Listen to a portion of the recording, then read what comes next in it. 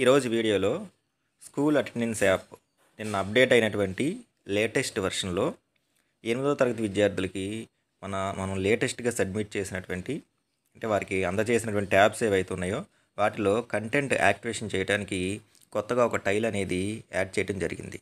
ఈరోజు వీడియోలో school attendance యాప్లో 8వ తరగతి విద్యార్థుల కంటెంట్ని వాళ్ళ ట్యాబ్లో యాక్టివేట్ చేయడానికి ఎలా చేయాలి అనే విషయం గురించి ఈరోజు వీడియోలో మనం డిస్కస్ చేసుకుందాం. ముందుగా స్కూల్ అటెండెన్స్ యాప్ ఓపెన్ చేసి user name, password, captcha code enter చేసి అటెండెన్స్ యాప్లోకి లాగిన్ అవ్వాలి.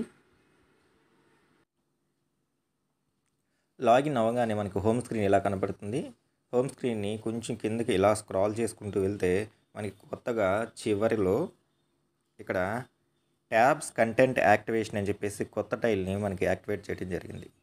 ఈ యొక్క ట్యాబ్స్ కంటెంట్ యాక్టివేషన్ అనే ఈ టైల్ ఏదైతే ఉందో దాని మీద మనం ప్రెస్ చేయాలి.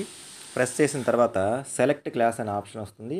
ఈ సెలెక్ట్ క్లాస్ అనే ఆప్షన్ని ప్రెస్ చేస్తే మన స్కూల్లో 8th క్లాస్లో ఉన్నటువంటి సెక్షన్స్ అన్నీ కూడా డిస్ప్లే అవుతాయి.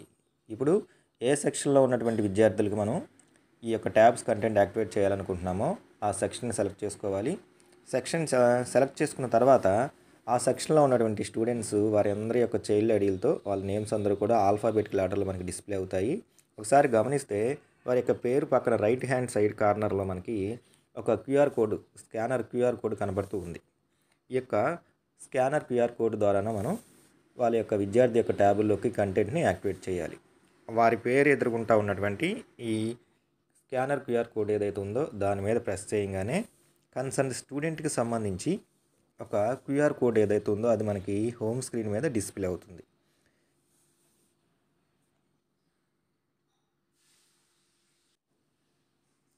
ఇట్లా మనకి ఒక క్యూఆర్ కోడ్ హోమ్ స్క్రీన్ మీద డిస్ప్లే అవుతుంది. ఇక్కడ డిస్ప్లే అయినటువంటి ఈ యొక్క క్యూఆర్ కోడ్ ఏదైతే ఉందో దాన్ని మన విద్యార్థికి ఇటీవల అందజేసినటువంటి ట్యాబ్ ఏదైతే ఉందో ఆ ట్యాబ్లో ఈ యొక్క క్యూఆర్ కోడ్ని కనుక మనం స్కాన్ చేస్తే ఆటోమేటిక్గా స్టూడెంట్కి కంటెంట్ అనేది యాక్టివేట్ అవటం జరుగుతుంది అన్నమాట.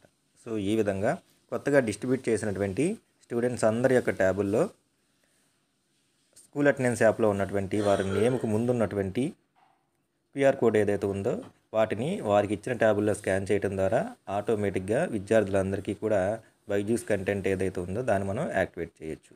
ఇది స్కూల్ అటెండెన్స్ యాప్లో మనకు వచ్చినటువంటి లేటెస్ట్ అప్డేట్లో కంటెంట్ 8th క్లాస్ విద్యార్థులకి యాక్టివేట్ చేసే విధానం.